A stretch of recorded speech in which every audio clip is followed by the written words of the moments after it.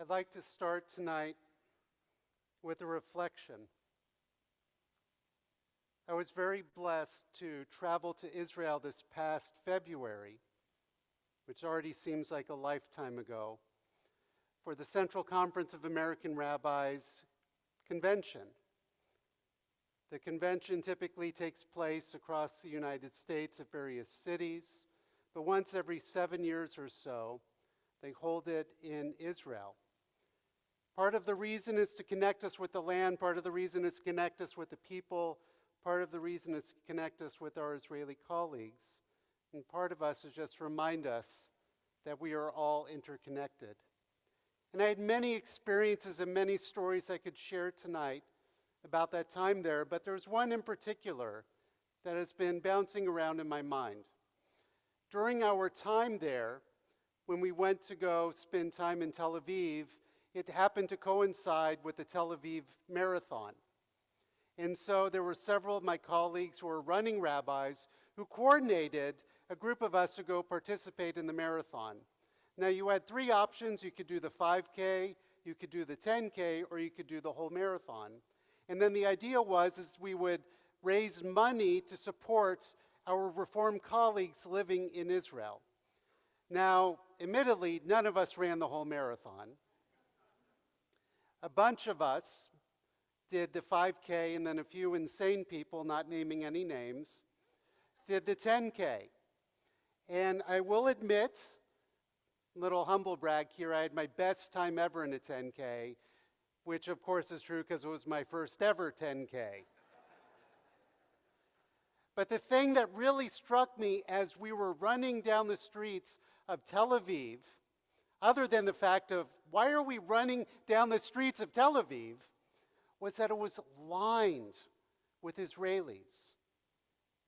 Young, old, there were rows and rows of school children just cheering us on as we're running down these streets, questioning everything existential in our decision to participate in this insane activity. And the kids were out there and I was giving high fives all along the way. And it was beautiful. You saw people in tzitzit, the fringes, traditional observant Jews, although we are all traditional observant Jews, running in their tzitzit. You saw men and women running very scantily clad, all next to each other. That is the beauty of Israel, is everybody can live and own their own Jewishness, and we all celebrated the culture of just participating in this incredible event. Not to worry, all 50 of us rabbis survived. The miracle was, afterwards, we all found each other again and made it back to our convention. And whenever I think about all the stories of Israel, I think about that experience of seeing the joy on people's faces. I took this picture before the marathon. I'm, all happy and smiley. I took the picture after. It was a little bit different, but we all made it. And it was incredible physical and an incredible spiritual and an incredible emotional moment. And when I think about Israel, that's what I think about. And so waking up on this past Saturday morning to pick up my phone, as I often do more than I should, I saw the heartbreaking news as we were preparing for our Shmini Atzeret festival morning service. And of course the news was devastating, but that was just the beginning of it. As the day proceeded and the days proceeded, we started to get more and more understanding of all of the horrors that transpired. This was not an act of resistance. This was an act of terror. This was not an act of statehood. This was an act of extreme violence. And it was heartbreaking. I was thinking about, what do I say tonight to provide comfort for you? How do I envision an Israel not like the Tel Aviv Marathon, but an Israel in flames, an Israel in tears, an Israel in devastation? And I have a confession to make. I struggled to prepare my words for tonight. I am overwhelmed. Colleagues shared with me the words of Adam Grant, who posted on a social media site. It's not just seeing suffering that's painful. It's hurting for others while feeling unable to help. There's a term for that helplessness: empathic distress. Over time, it leads to burnout and withdrawal. If you're overwhelmed and exhausted by a heavy heart, you are not alone. You are feeling empathic distress. Tonight, I am not going to try to historicize the events. I'm not going to try to contextualize them. It's an important conversation, and we need to have it. But tonight, I think it's enough to say we Jews are not okay.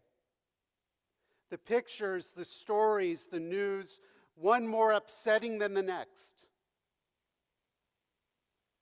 And then every now and then, there will be miracles, including the recent news that an elite IDF force rescued over 250 hostages. But even amidst that, there will be, and there is, more heartbreak.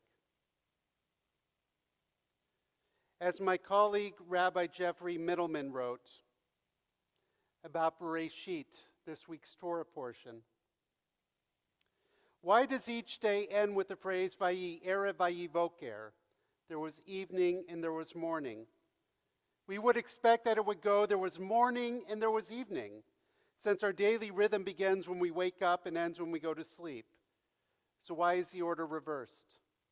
Well, the word Erev, evening, is also used to mean chaos, as in the phrase Erev Rav, a mixed multitude. And the word Boker, morning, may evoke words related to either split or investigate, as in put things in order. With the repetition of the words Vayi Erev Vayi Voker, there was evening, there was morning, the story rhythmically evokes an idea of chaos, then order at the end of each day of creation. But the universe's natural tendency is to go from order to chaos. Scientists know that from the second law of thermodynamics, but we can also see it in our own lives. And the only way to combat that tendency is to invest time and energy to overcome it. That's one of the key messages from the opening chapters of Bereshit.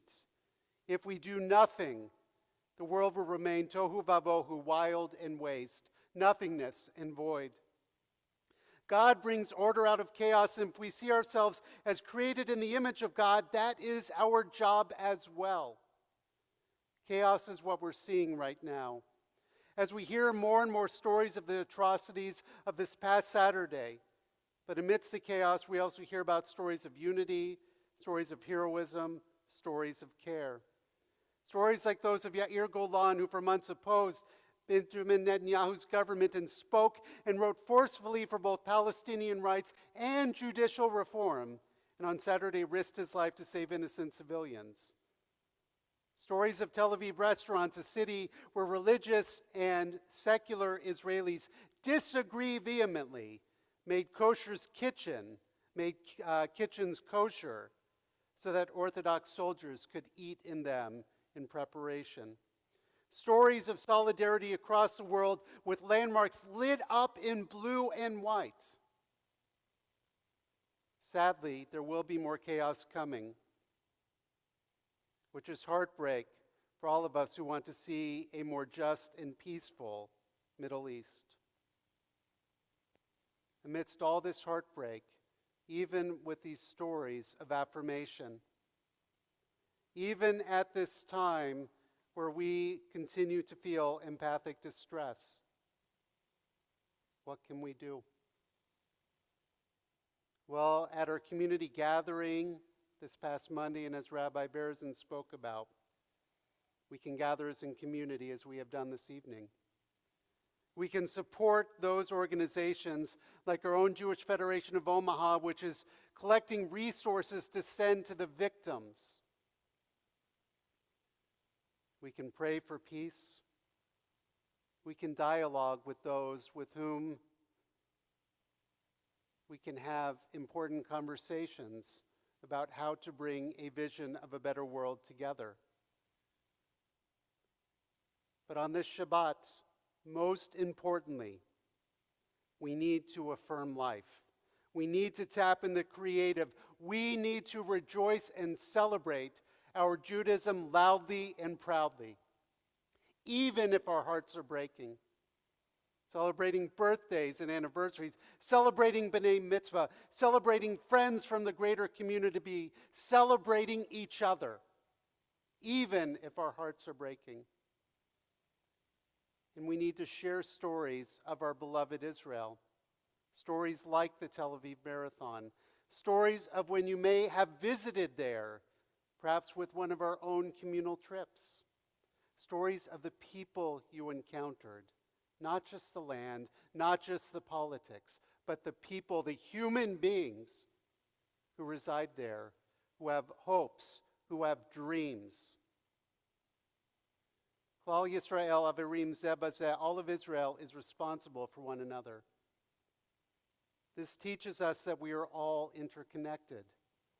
This is why as Jews we celebrate Nobel Prize winners. This is why as Jews we mourn when someone devastates our communities acting as Jews. And this is why as Jews we come together in times of great difficulty and in sorrow. For in community there is comfort. In community we can lift each other up. In community we can stay united. We may not agree on what comes next, for that is also very Jewish. We may not agree what the future may hold, for that is also very Jewish. But what we cannot do is let go of the hope